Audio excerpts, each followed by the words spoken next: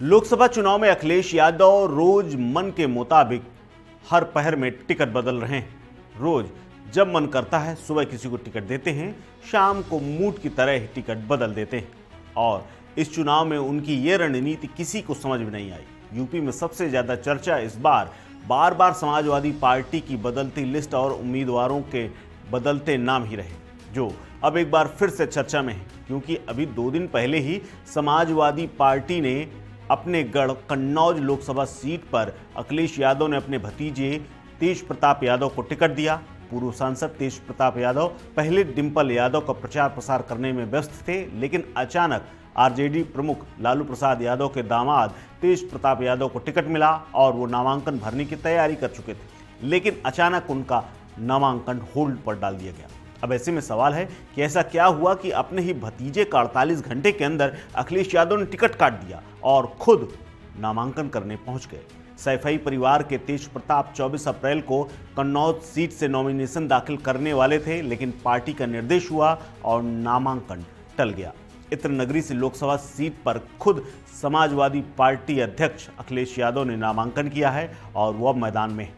ये ठीक वैसे ही जैसे बदायूं, मेरठ, मुरादाबाद, मिश्रिख, गौतम बुद्ध नगर सीट से उम्मीदवारों को बदला गया। अब कन्नौज से उम्मीदवार बदलने की वजह पर सवाल खड़े हो रहे हैं। सवाल ये भी उठ रहे हैं कि लोकसभा चुनाव के रण में जब प्रचार प्रसार अपने उरूज पर होना चाहिए, तब कन्नौज सीट से क्यों अखिलेश यादव खुद उतरने को मजबूर हो रहे हैं और क्यों तेज प्रताप यादव को उम्मीदवारी का ऐलान करते ही 48 घंटे के भीतर उन्हें घर पर बैठा दिया गया। ऐसी नौबत क्यों आ गई?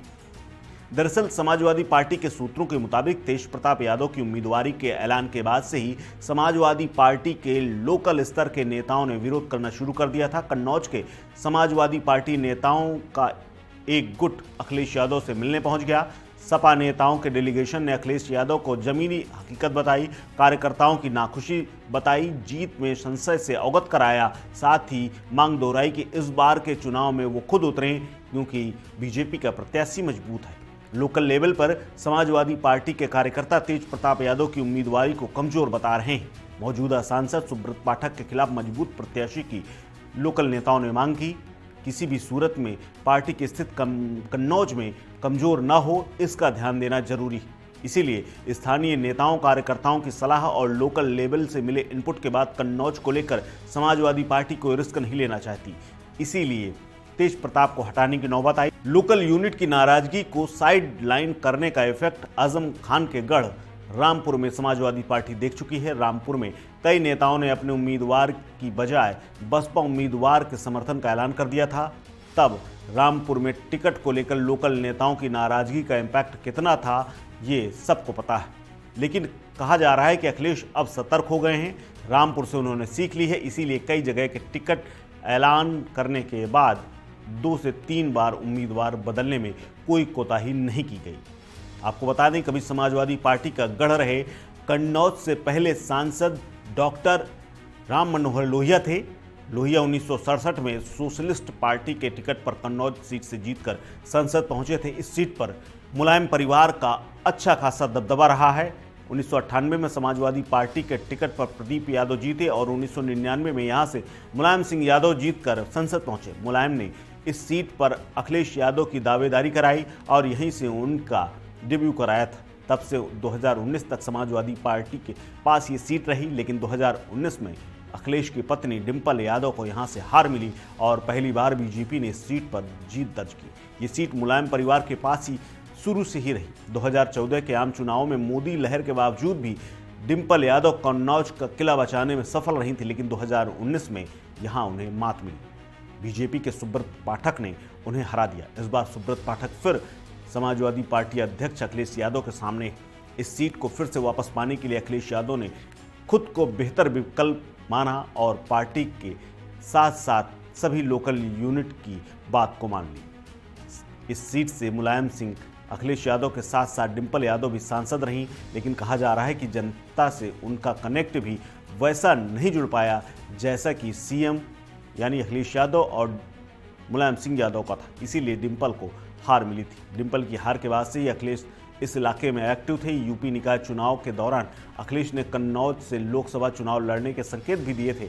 कहा तो यहां तक जा रहा था कि खोया गढ़ वापस पाने के लिए सपा के सामने सबसे मजबूत विकल्प यही है कि अखिलेश यादव खुद लड़े। इसीलिए उन्होंने लोकल नेताओं की बात मानी और वो उतर गए।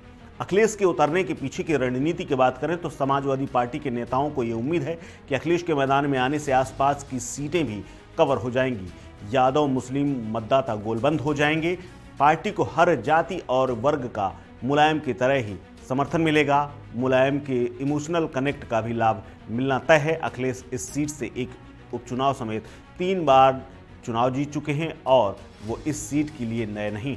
उन्हें लोकल नेताओं से बातचीत से लेकर के उनकी पहचान अच्छे से। कन्नौज के जातीय गणित को देखें तो ये सीट यादव मुस्लिम बाहुल भी है। यहाँ के समीकरण सपा के लिए सबसे मुफीद रहे। इस लोकसभा क्षेत्र में करीब 18 लाख मतदाता हैं, जिनमें से 10 लाख पुरुष और 8 लाख महिलाएं शामिल हैं।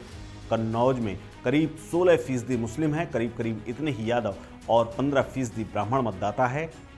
करीब 10% राजपूत और 39% अन्य जाति वर्ग के मतदाता हैं और एक बड़ा हिस्सा दलित वोटरों का भी है। हालांकि अखिलेश के लिए यहां पर जीत आसान नहीं होगी, क्योंकि मौजूदा सांसद सुब्रत पाठक और पीएम मोदी का इम्पैक्ट भी काम करेगा। ऐसे में अखिलेश लड़ तो जरूर रहे हैं, लेकिन इस सीट तक वो सीमित हो जाएं ऐसा भी माना जा रहा है, क्योंकि समाजवादी पार्टी के तमाम नेताओं का प्रचार प्रसार करना अखिलेश के लिए आसान नहीं होगा, क्योंकि एक तो उन्हें खुद अपनी साख बचानी होगी। इसके अलावा समाजवादी पार्टी के नेताओं को भी जिताने की जिम्मेदारी उन्हीं के कंधों पर होगी। इस खबर में फिलहाल इतना ही। अपडेट्स के लिए बने रहिए वन इंडिया हिंदी के साथ। नमस्कार।